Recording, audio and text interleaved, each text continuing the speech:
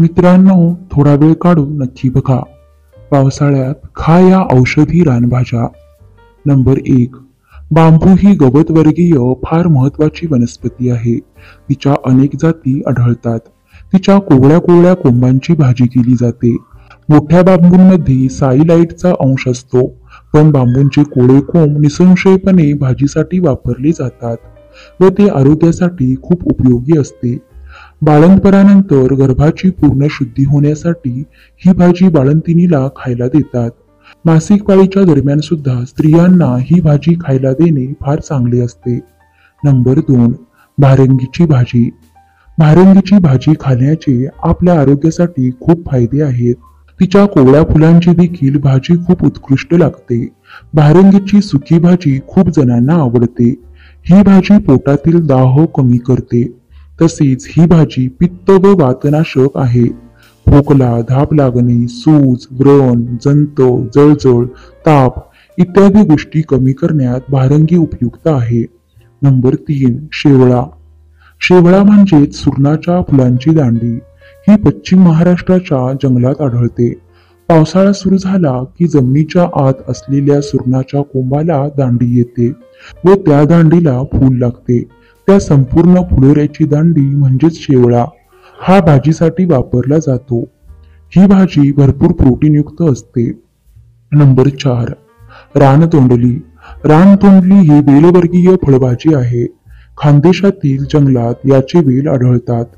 ही तोंडली नेहमीप्रमाणे आकाराने मोठी असतात आणि चवीला किंचित कडू लागतात. नंबर 5. भुईआवळी. भुईआवळी ही पावसाळी रोपवर्गीय वनस्पती असून ही एरंडाच्या कुळातील आहे. हिची कोवळी पाने, खोडे व फांद्या भाजी करण्यासाठी वापरतात. सर्दी, खोकला, ताप या आजारांमध्ये ही भाजी खूप गुणकारी आहे. फ्लू सारख्या आजारांमध्ये देखील खूप उपयोगी पडते. नंबर 6. अंकुर. अंकुर ही देखील इतर भाज्यांप्रमाणेच आढळणारी वेलसदृश्य रानभाजी आहे.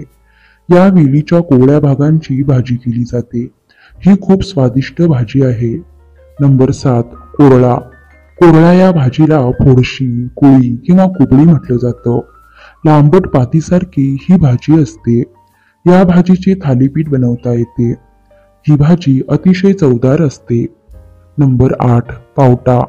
पावटा ही भाजी बाजारात मिळत नाही, पण ही दुर्मिळ भाजी घरी उगवता येते. त्यासाठी गावठी वाल भिजत घालावेत. त्यांना मोड आल्यावर पान फुटेपर्यंत तसेच ठेवावेत. अगदी हिरवी पानं आली की मेथीच्या भाजीप्रमाणे बनवावेत आणि पावसाळ्यातच असे मोड येतात. याला वालाचे स्प्राउट म्हणता येईल. नंबर 9. रानकंद किंवा करांदे. पावसाळ्यात मिळणारे रानकंद म्हणजेच करांदे आवडीने खाल्ले जातात. कापलेले करांदे राखेत घोळून पळसाच्या पानात शिजवतात.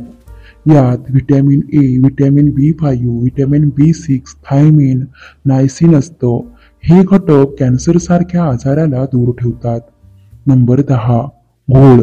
घोळ ही रानभाजी असली तरी जंगल परिसराप्रमाणे शेतातही आढळते.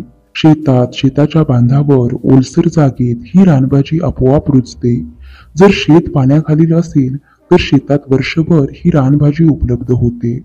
मित्रांनो, व्हिडिओ आवडल्यास व्हिडिओला लाईक करा, शेअर करा आणि सबस्क्राईब करा. धन्यवाद.